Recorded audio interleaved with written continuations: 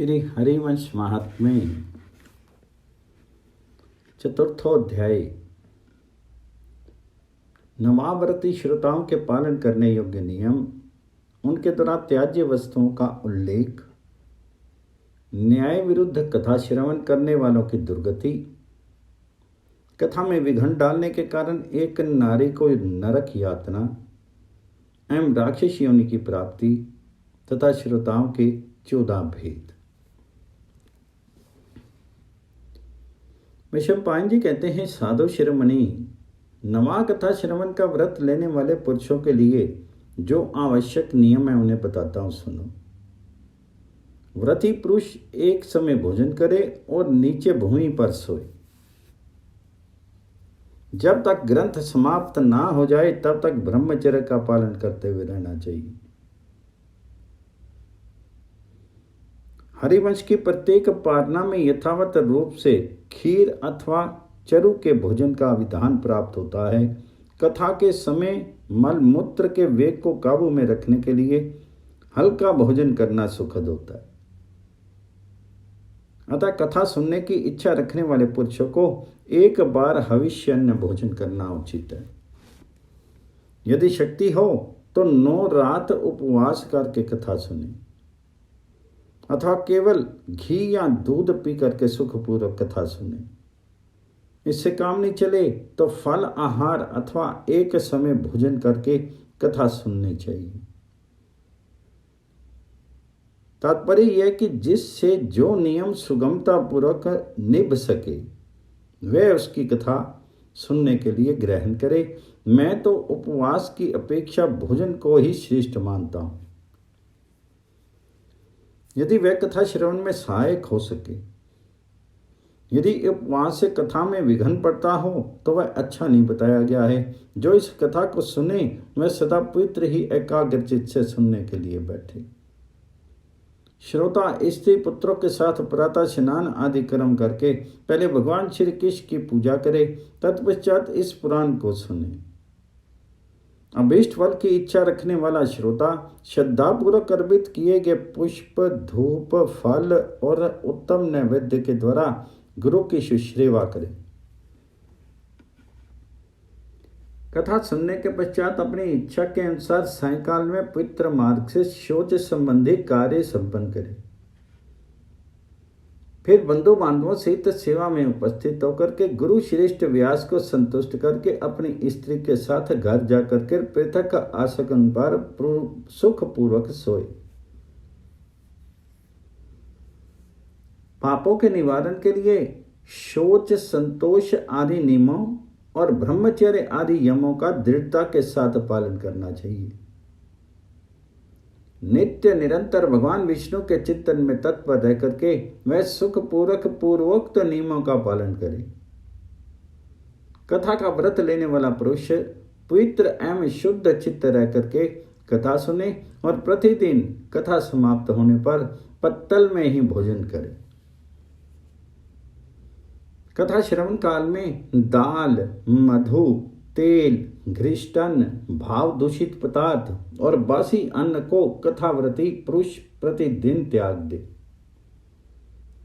बैंगन, कलिंग, जला हुआ अन्न, मसूर, निष्पाव अर्थात लोबिया या सेम तथा मांस आदि के को कथाव्रती सर्वथा त्याग दे। प्याज, लहसुन, हींग, मूली, गाजर, नलिका अर्थात नाड़ी का शाक, मूल अर्थात जमीन के अंदर होने वाले कंद, आलू, अरबी आदि और कोमड़ा, इन सब को कथा सुनने का व्रत लेने वाला पुरुष कदापि नहीं खाए। कथाव्रती पुरुष काम, क्रोध, मद, मान, मत्सर, लोभ, दंभ, मोह तथा द्वेष को अपने मन से दूर कर दे। यह वेद, वैष्णव, ब्राह्मण, गुरु, गो सेवक, स्त्री, राजा और महापुरुषों की निंदा को सदा त्याग दे। कथाव्रती अपवित्र स्त्री, अंत्यज अर्थात चंडाल, म्लेच्छ, पतित, गायत्रीहीन द्विज, ब्राह्मण द्रोही तथा वेद को ना मानने वाले पुरुषों से बात नहीं करे। नियम से कथा का व्रत लेने वाले पुरुष को सत्य, सोच, दया, मौन, सरलता तथा विनय का पालन करना चाहिए और अपने हृदय को उदार बनाए रखना चाहिए। जो श्रद्धा और भक्ति से संपन्न हो, दूसरे किसी कार्य की लालसा ना रखते हुए पवित्र, मौन और शांत भाव से कथा सुनते हैं, वे पुण्य के भागी होते हैं। जो अधम मनुष्य भक्ति भाव से रहित होकर के इस पुण्य कथा को सुनते हैं, उन्हें कभी पुण्य फल नहीं प्राप्त होता और जन्म जन्म में दुख भोगना पड़ता है।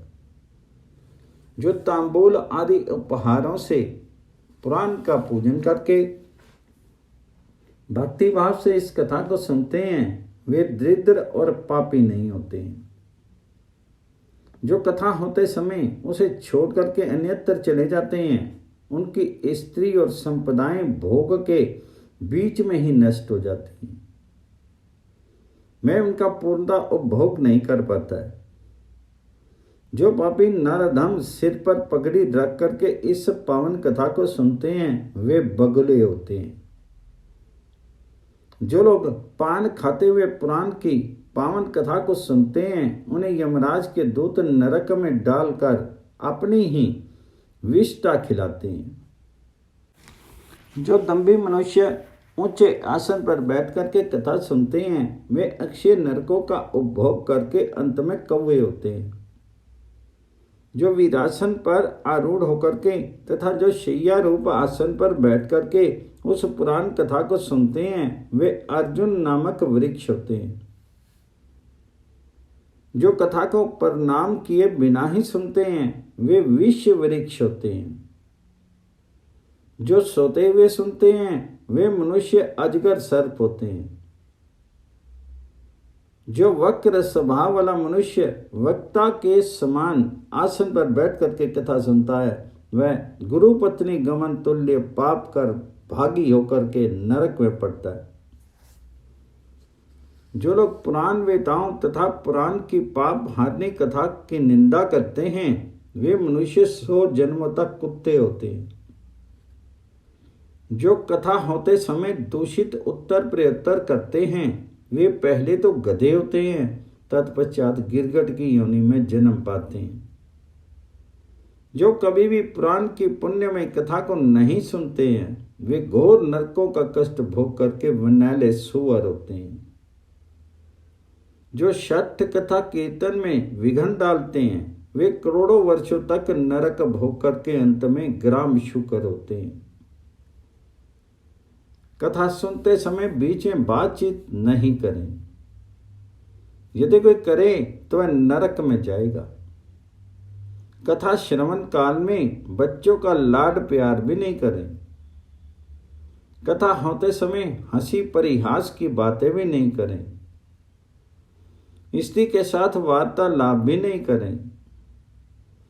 इन बातों का प्रयत्न पूर्वक पालन करना चाहिए, क्योंकि ये सब बातें कथा में विच्छेद अर्थात विघ्न डालने वाली हैं।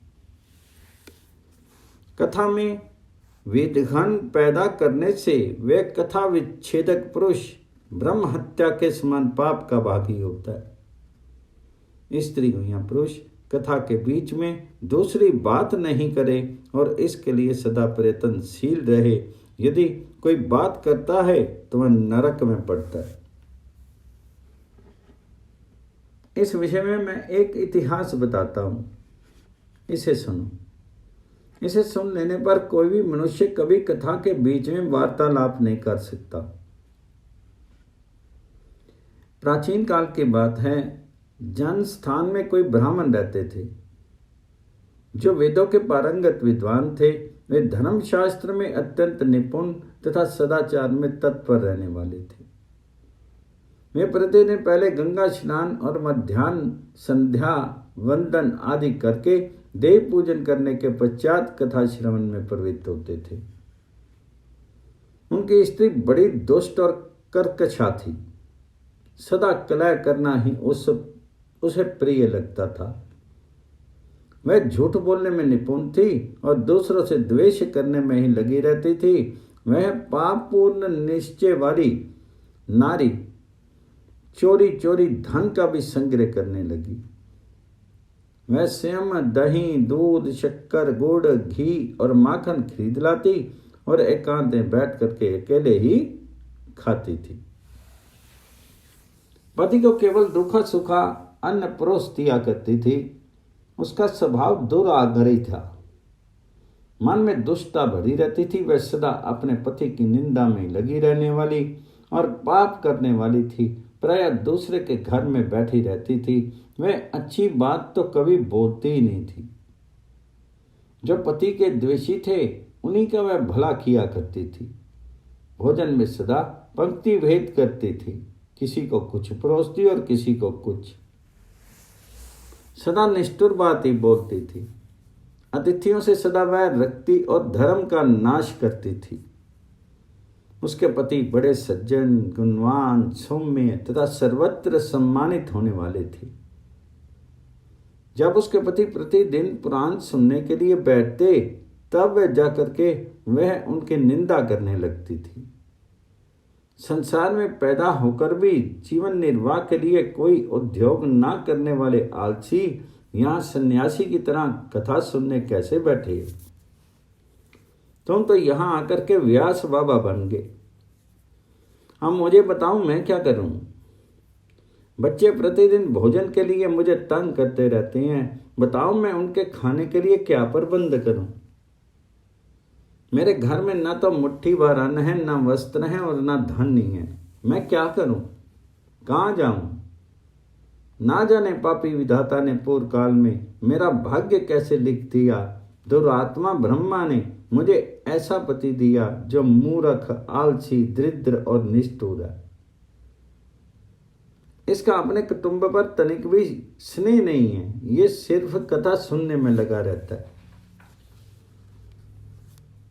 इस पृथ्वी पर एकमात्र मैं ही एक ऐसी अभागिन हूं जो इस दरिद्र के घर में आ गई।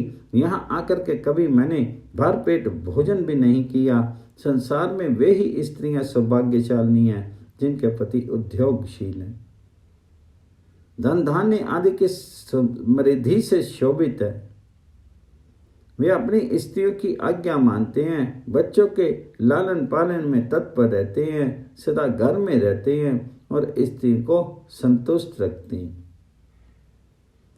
वे उत्तम अन्न खा करके पुष्ट होते हैं, पत्नी की आज्ञा का पालन करते हैं, बुद्धिशाली हैं और पत्नियों का जैसे निश्चय होता है वैसा ही वे करते हैं।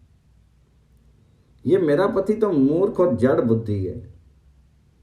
घर के प्रति उपेक्षा का भाव रखता है। आज घर में ना नमक है, ना तेल है, ना लकड़ी है। सावगी मेरे घर में नहीं है। अनाज तो लेश मात्र भी नहीं है। क्या करूं? मेरा पति ऐसा आलसी है। सन्मार्ग के मूर्ति रूप पति के कथा सुनते समय वे घर में अनाज आदि के रहते हुए भी वहां आकर के इस प्रकार मिथ्या भाषण किया करती थी।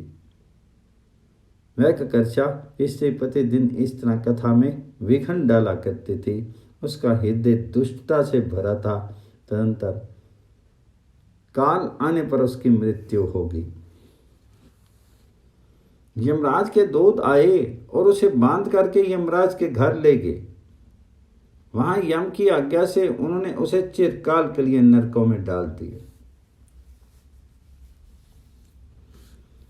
नरक से छूटने पर वह पूरे पाप के प्रभाव से ही भयानक वन में, जहां पानी का सर्था अभाव था, राक्षसी हुई और भूख प्यास से पीड़ित रहने लगी।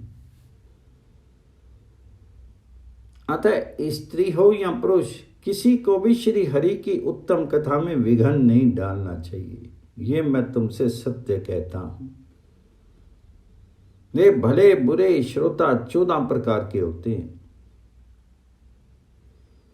पहले मीन, दूसरे भ्रमर, तीसरे महिष, चौथे हंस, 5वें बक, 6ठे मारजार, 7वें काक, 8वें वृक, 9वें कंक, 10वें जोंक, 11वें छिद्र युक्त घट, 12वें जल, 13वें सिंधु और 14वें शिला। इनके समान स्वभाव वाले होने के कारण वे इन्हीं नामों से कहे गए हैं। दरिद्र, क्षय का रोगी, अन्य किसी रोग से पीड़ित, भाग्यहीन, पापाचारी, संतानहीन तथा मुमुक्षु पुरुष इस हरिवंश कथा की को अवश्य सुने। जिस स्त्री का मासिक धर्म रुक गया हो, जिसके एक ही संतान होकर के रह गई हो, जिसके बच्चे होते ही ना हों, जिसके बच्चे पैदा होकर के मर जाते हों और जिनका गर्भ गिर जाता हो, उस स्त्री को प्रयत्न पूर्वक इस हरिवंश कथा का श्रवण करना चाहिए। राजन, नारी ये कथा सुनकर के उत्तम पुत्र प्राप्त कर लेती है, जैसा कि व्यास जी का वचन है।